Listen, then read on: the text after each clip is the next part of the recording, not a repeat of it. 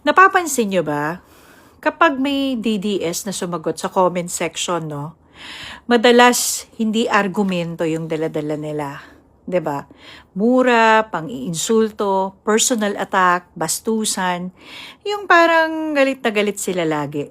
So, yung tanong, bakit nga ba ganito sila naging klase ng supporter, no? Hindi ko sinasabing lahat ha, pero bakit napakarami sa kanila merong parehong pattern? Kasi sa tingin ko hindi na to politics identity na to. Kapag kasi yung tao sobrang attached na nila sa politiko, hindi na nila tinitingnan ang leader as a public servant. Ginagawa na nilang personal identity nila yan. Kapag binatiko si Duterte, sample, no, feeling nila sila mismo yung inaatake. Kaya, imbis na sagutin nila yung mismong issue, ang nangyayari, nagiging emotional defense mechanism na. So, murahin mo, insultuhin mo, i-discredit mo. So, yun yung ginagawa nila. Because once politics becomes identity, well, logic becomes the enemy. Now, bakit karamihan sa kanila bastos? Minsan, mga profile nga nila, mga religious pa Well, simple lang. Because people imitate what they admire. Kung ang idol mo, normal yung pagmumura, pagmamaliit, yung mockery, yung violent language, well, eventually, your followers will think na strong leadership yan Pero yung totoo ay hindi strength ang bastos o pambabastos. Madalas, insecurity yan na ginawang branding. So, kapag walang laman yung argumento, ginagamit ang volume. Kapag walang facts, anger ang ginagamit.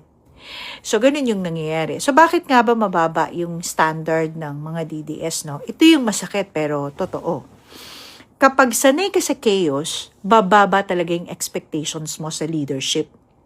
Kapag nasanay ka sa okay lang magnakaw, basta may tapang.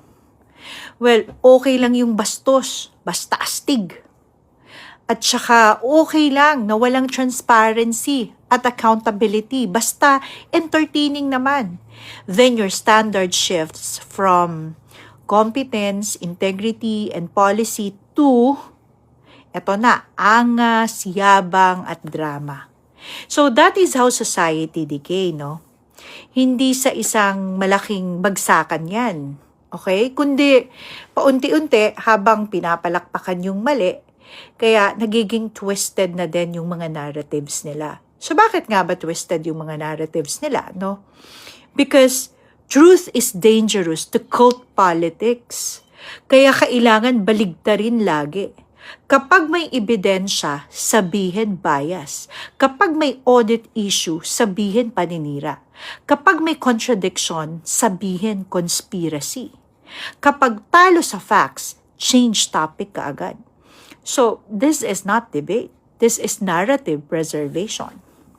Hindi nila dinedefend ang katotohanan. Ang dinedefend nila, ang emotional investment nila sa idolo nila. So, may isa pang tanong, bakit parang wala na silang humanity? Because most of them are defending EJK, no? Kapag kasi paulit-ulit kang tinuruan na mahina yung mahinahon, kalaban yung kritiko, collateral damage lang yung biktima, strength ang cruelty. Yan, unti-unti namamatay yung empathy mo. At kapag empathy mo yung nawala, madali nang tumawa sa sufferings ng iba. And that is dangerous. Not just politically, but morally. 'Di ba? So, hindi naman talaga problema yung pagiging supporter Normal kasi yan sa demokrasya.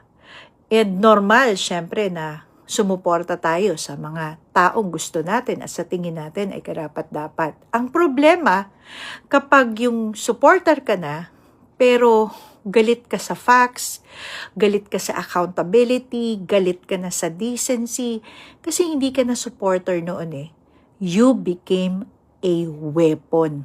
At tandaan mo to, kapag ang isang leader, ang itinuro sa'yo ay pagmumura, pambabastos at pagsamba sa kanya, at yan ang mga nakita mo, baka hindi ka niya pinalakas. Baka ginamit ka lang niya. Okay? So, hindi lahat ng maingay tama. Kagaya nga ng sinabi nila, minsan maingay lang kasi walang laman.